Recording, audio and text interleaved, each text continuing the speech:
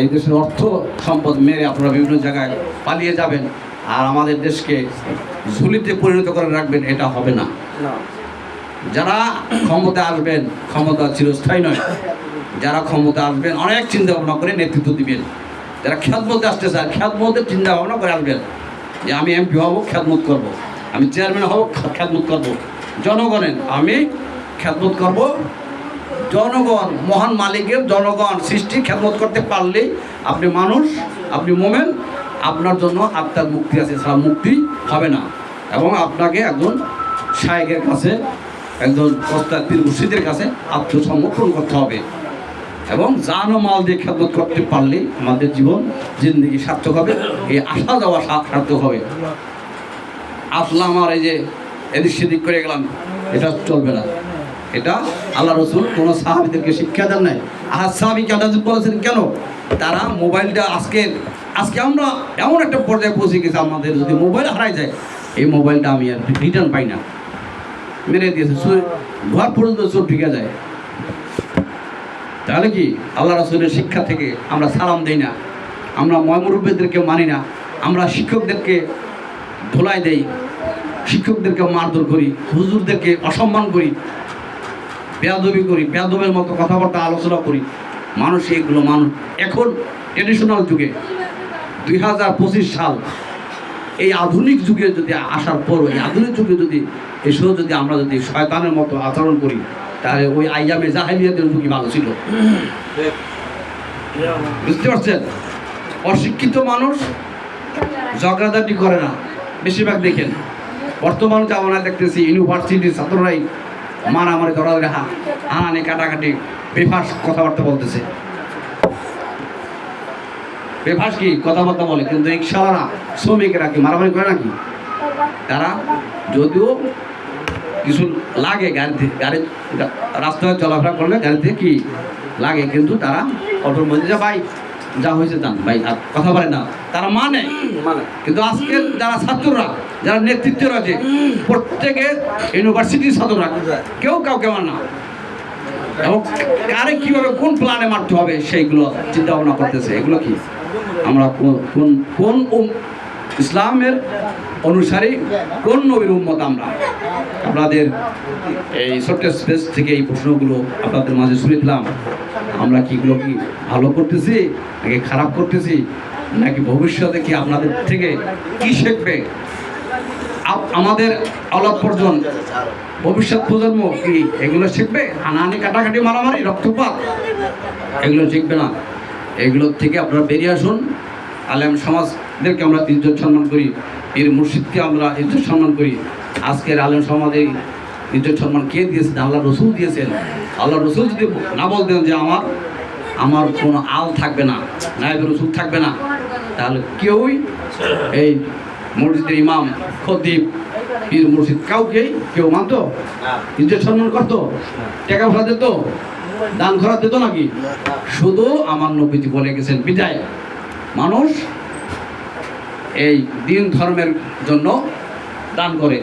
আজকে তাদের দিকে তাকান, তাদের গাড়ি বাড়ি অট্টালিকা অনেক কিছু আছে, হাজার হাজার কোটি টাকা দিয়েই বাংলাদেশ চালাতে পারে। এক একজন মাদ্রাসাওয়ালারা বাংলাদেশ চালাতে পারে, এক একটা এলাকা চালাতে পারে। মানুষের এই দান খরচ ফিসাবিলিল্লাহ। কিন্তু সেইভাবে আমাদের মুসলমানদের মধ্যে ডিভাইড অ্যান্ড রুল কেন? আমাদের মুসলমান তো একটা, কোরআন এক, রসুল এক, ডিবেট থাকবে কেন? আর আমাদের দেশের সালিসি ব্যবস্থা নিরসন করতে আসে বিদেশিরা এসে আমাদের সালিসি ব্যবস্থা যা কিছু আছে মেনটেন করে। তাহলে আমাদের দেশের কি জ্ঞানীগুণী মানুষ নাই? তারা কি এক জায়গায় বসে করতে পারে? ইসলামিক যে সমস্ত নেতা রয়েছেন, আলেম ওলামা, পীর মুর্শিদ রয়েছেন, তারা এক জায়গায় বসুন। আপনারা যদি একত্র হন তাহলে এই দেশ আপনারাই নেতৃত্ব দিতে পারেন। কিন্তু আপনাদের মধ্যে হিংসা রয়েছে, হিংসা ছাড়তে হবে আর আল্লাহ রসুলকে পাওয়ার জন্য কাজ করতে হবে।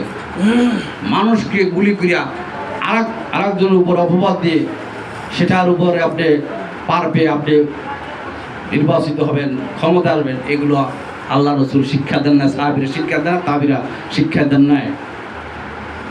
আল্লাহর আল্লাহ রসুলের সাহাবী হযরত আলী রাদিয়াল্লাহু তাআলা আনহু যখন একটি যুদ্ধে যখন মুনাফিককে নিচে ফেলে দিয়েছিল, হত্যা করতে পারত, ওই মুনাফিক কি করেছিল? থুতু নিক্ষেপ করেছিল হযরত আলী রাদিয়াল্লাহু তাআলা আনহুকে। যখন থুতু নিক্ষেপ করলো তখন হযরত আলী রাদিয়াল্লাহু তাআলা তার বুকের উপর থেকে উঠে গেলেন, আর তাকে আঘাত করলেন না। উনি দাঁড়ালেন, হে আলী, তুমি তো তোমার হাতের কবজায় তো আমার প্রাণ ছিল, তুমি ইচ্ছা করলে এই মুহূর্তে আমাকে মারতে পারতে, মারলেন না কেন? তো প্রথমটা ছিল দ্বীন ইসলামের জন্য, তোমার হাতে আমার প্রাণ যেতেও পারতো, আর বা তোমার মাধ্যমে আমার প্রাণ যেতে পারতো, সেটা ছিল দিন ধর্মের খেদমতের জন্য। আর এখন ব্যক্তিগত ক্রোধ মানে কি? তুমি থুতু নিক্ষেপ করেছো, এখন যদি তোমাকে আমি আঘাত করি তাহলে আমার জবাব দিতে রয়েছে।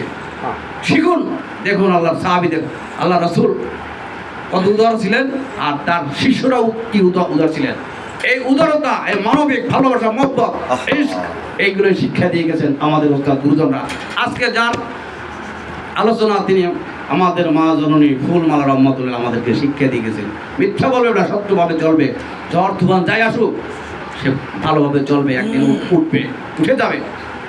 আপনাদের দোয়া ভালোবাসা আজকে আপনাদের মাঝে আছি, এবং বিভিন্ন জায়গায় ছোট বড় বিভিন্ন প্রোগ্রাম করে থাকে, কিন্তু আপনাকে সুন্দরভাবে চলতে হবে, গুছিয়ে চলতে হবে।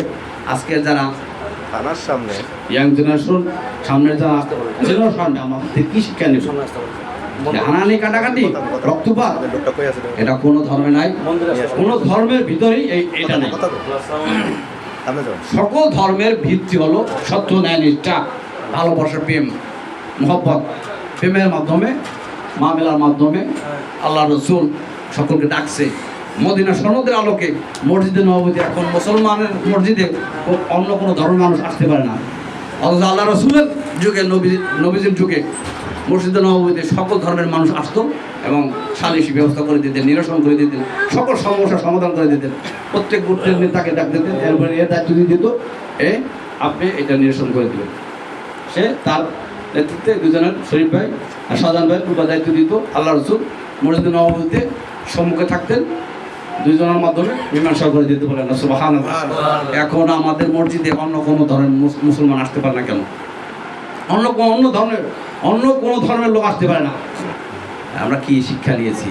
ইসলাম এত কঠিন নয়, ইসলাম মানবিক, ইসলাম ক্ষমার ঊর্ধ্বের দিক, ভালোবাসার দিক, সাম্যর দিক, মানবতার দিক, মূল্যবোধের দিক, ক্ষমার দিক। আপনি যদি ক্ষমা যদি নাই করতে পারেন তাহলে আল্লাহ রসুল আপনাকে ক্ষমা করবে কীভাবে? আপনি যদি একজন মানুষকে ক্ষমা করতে না পারি, আমাকে তো আল্লাহ রসুল ক্ষমা করবেন না। তো আমি আলোচনায় বলতে রাখবো, আমাদের আজকের যে আলোচনায় যার জন্য এই আয়োজন, তিনি আমাদের মাঝে 16 বছর পূর্ব ছিলেন, এখন চোখের সম্মুখে নেই। আমাদের মাথার তাজুলের মণি মা জননী ফুলমালা রহমাতুল্লাহ স্মরণে আলোচনা, আমাদের বর্তমানে অনেকেই আলোচনা করেছেন। তো আপনারাও জ্ঞানীগুলি মানুষ, আপনারা যারা এই আলোচনা শুনবেন শেয়ার করে দেবেন ইনশাল্লাহ। মানুষ জানুক, মানুষ ধর্মকে বুঝুক যে ধর্ম জিনিস কি।